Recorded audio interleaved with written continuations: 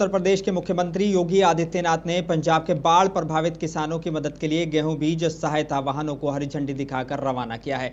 CM Yogi Adityanath ने कहा कि दीपावली का असली आनंद तब है जब हम किसी पीड़ित की सहायता करें। उन्होंने आश्वासन दिया कि उत्तर प्रदेश सरकार पंजाब के अन्नदाताओं के साथ खड़ी है। सीएम योगी ने कहा कि प्रधानमंत्री नरेंद्र मोदी के नेतृत्व में डबल इंजन सरकार हर आपदा पीड़ित के पुनर्वास और सहायता के लिए प्रतिबद्ध है।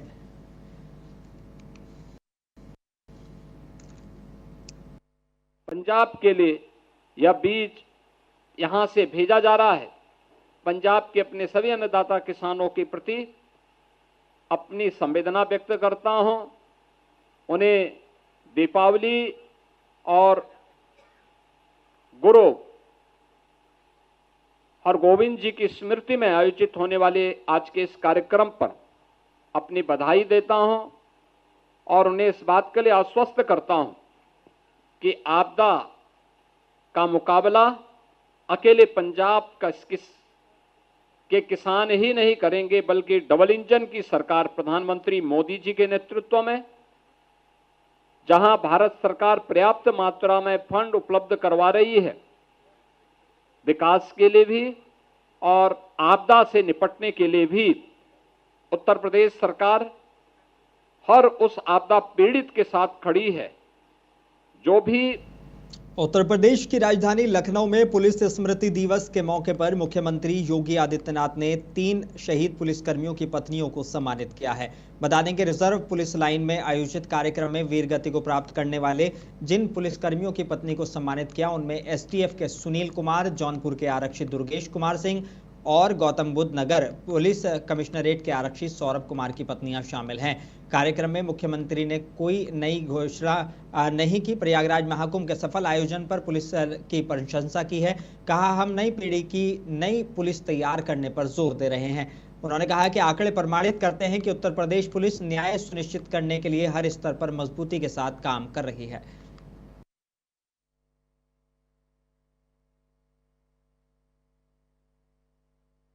उत्तर प्रदेश पुलिस न्याय सुनिश्चित करने के लिए हर स्तर पर मजबूती से कार्य कर रही है। प्रदेश में महिला सुरक्षा और उनके सशक्तिकरण हेतु महिला सुरक्षा हेतु विशेष दल का गठन कर अनवरत अभियान चलाया जा रहा है। इस अभियान में 1 अप्रैल 2022 से 27 सितंबर 2025 तक 1 करोड़ से अधिक स्थानों पर चेकिंग करते हुए 4 करोड़ से अधिक लोगों की चेकिंग। और राष्ट्रीय पुलिस स्मृति दिवस पर डीजीपी उत्तर प्रदेश राजीव कृष्ण ने कहा कि मुख्यमंत्री ने पिछले सालों में पुलिस बल के कामों की तारीफ की है और आश्वासन दिया है कि हमारा नेतृत्व हमेशा उनके परिवारों के साथ खड़ा रहेगा। जो त्याग है, उनका जो सर्वोच्च त्याग है, उसकी स्मृति में प्रत्येक वर्ष पूरे भारतवर्ष में 21 अक्टूबर को पुलिस स्मृति दिवस के रूप में मनाया जाता है। आज इसी क्रम में यहाँ लखनऊ स्थित पुलिस लाइन में पुलिस स्मृति दिवस मनाया गया, जिसमें माननीय मुख्यमंत्री जी उन्होंने वो यहाँ पर उपस्थित हुए और उनके साथ ही उनके कैबिनेट के कई सहयोगी, माननीय सांसदगण, माननीय न्यायमूर्ति उच्च न्यायालय, हमारे वरिष्ठ पुलिस अधिकारीगण, सेवानिवृत्त और साथी अधिकारीगण यहाँ पर उपस्थित हुए। सभी ने उनको भावभीनी श्रद्धांजलि अर्पित की और उनके जो प्राणोत्सर्ग था उसके आदर्शों पर आगे चलने की प्रतिज्ञा की। मैं पूरे पुलिस बल के लिए, पुलिस बल ने जो पिछले सालों में काम किया है उनके लिए उनको साधुवाद देता हूं। और जो उत्तराखंड के मुख्यमंत्री पुष्कर सिंह धामी ने पुलिस स्मृति दिवस पर पुलिस लाइन देहरादून में वीरगति को प्राप्त जवानों को श्रद्धांजलि दी है। सीएम धामी ने कहा कि जो जवान देश और जनता की सुरक्षा में शहीद हुए हैं उन्हें मैं नमन करता हूं। ये दिवस हमें उनके सर्वोच्च बलिदान की याद दिलाता है। उन्होंने घोषणा की कि आगामी 3 सालों तक हर साल 100 करोड़ रुपए पुलिसकर्मियों के आवास निर्माण के लिए दिए जाएंगे ताकि जवानों को बेहतर सुविधा मिल सके।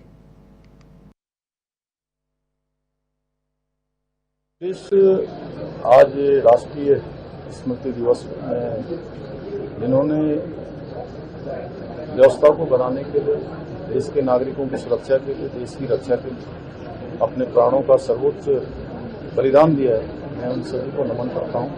उन सभी को मैं अपनी श्रद्धांजलि व्यक्त करता हूं। साथ ही उनके पारिवारिक जनों को मैं प्रणाम करता हूं जिन्होंने देश की रक्षा के लिए, देश की व्यवस्था के लिए अपने पारिवारिक जनों की आहुति दी है, देश के लिए अर्पित किया है। और ये दिवस हम सबको ये स्मरण कराता है कि हम उन वीर जवानों का स्मरण करें जिन्होंने अपना सर्वोच्च बलिदान हम सबकी सुरक्षा के लिए, हम सबकी रक्षा के लिए दिया है। तो उत्तराखंड के अंदर भी हमारे 4 पुलिस के जवान, पुलिस के कर्मियों ने अपना बलिदान दिया है उनके कल्याण के लिए। हम पूरी तरह से प्रतिबद्ध होकर उनके साथ हैं, पूरी सरकार, पूरी पुलिस की व्यवस्था, कि उनके परिवारों का कल्याण, उनकी सहायता। उत्तर प्रदेश के उप मुख्यमंत्री केशव प्रसाद मौर्य ने बिहार विधानसभा चुनाव 2025 पर कहा कि राहुल गांधी 2029 की तैयारी कर रहे हैं और तेजस्वी यादव 2030 की तैयारी कर रहे हैं, क्योंकि बिहार की जनता ने 2025 एनडीए के नाम कर दिया है। तो हम लोगों ने कैंपेनिंग बंद कब किया था? श्री राहुल गांधी जी 2029 की तैयारी कर रहे हैं, तेजस्वी यादव जी 2030 की तैयारी कर रहे हैं। 2025 तो बिहार की जनता ने एनडीए के नाम कर दिया है और लगातार जनता का समर्थन बढ़ रहा है और हम लोगों को पूरा विश्वास है बहुत रिकॉर्ड विजय बिहार के इतिहास में एनडीए की सबसे बड़ी विजय। राहुल गांधी को बिहार नहीं, सिर्फ राहुल गांधी जी को 2029 पर ध्यान है और तेजस्वी यादव जी का 2030 पे ध्यान है। भारतीय जनता पार्टी और हमारा जो गठबंधन एनडीए है यह लगातार जनता के बीच में है और बिहार के विकास के लिए, बिहार में सुशासन के लिए, बिहार वासियों के उज्जवल भविष्य के लिए यहाँ पर एनडीए की जीत जरूरी है, इसीलिए हम लोग प्रचार में। उत्तर प्रदेश के रामपुर में समाजवादी पार्टी के नेता आजम खान ने कहा कि दीपावली के इस पर्व पर दिए जलते नहीं बल्कि रोशन होते हैं। जो लोग दिए रोशन करते हैं उनका मकसद उजाला देना है और ठंडक देना है, उनका मकसद नफरतों के अंधेरों को मिटाना होता है। और दिवाली के इस पर्व पर जिसमें दिए जलते नहीं हैं, दिए रोशन होते हैं। वो लोग जो दिए जलाते हैं वो कुछ भी जला सकते हैं, लेकिन जो लोग दिए रोशन करते हैं उनका मकसद सिर्फ उजाला देना होता है, ठंडक देना होता है, नफरतों के अंधेरे को मिटाना होता है। वही लोग मेरे लिए काबिल कदर हैं। और मैं आई लव मोहम्मद को लेकर बरेली में हुए विवाद और मौलाना तौकीर रजा की गिरफ्तारी को लेकर समाजवादी पार्टी के नेता मोहम्मद आजम खान ने कहा कि मुझे ताज्जुब है कि अगर मैं इसे छोटी सी चिंगारी भी कहूं तो ये छोटी सी बात है, इतना बड़ा शोला कैसे बन गई। अगर जिला इंतजामिया चाहता तो बातचीत से मसला हल हो सकता था। मुझे तो ताज्जुब है कि ये अगर मैं इसे चिंगारी भी कहूं तो ये छोटी सी बात इतना बड़ा शोला कैसे बन गई। अगर जिला इंतजामिया चाहता तो बातचीत से हल हो जाता मसला, क्योंकि बहरहाल बात कितनी ही बढ़ जाए लेकिन रास्ता तो टेबल पर बैठकर ही निकलता है। आप पूरी जंगों के फैसले देख लीजिए, फर्स्ट वर्ल्ड वार का नतीजा देख लीजिए, सेकेंड वर्ल्ड वार का नतीजा देख लीजिए। आधी दुनिया जिससे मारी जा चुकी थी उसमें जब संधि और समझौता हुआ तो टेबल पर बैठकर ही हुआ, अच्छे माहौल में हुआ। सभी दर्शकों से रिक्वेस्ट है कि अगर उनको हमारी वीडियो अच्छी लगी हो तो लाइक जरूर करें, सब्सक्राइब करें और मुंसिफ टीवी के बेल आइकन को जरूर दबाएं।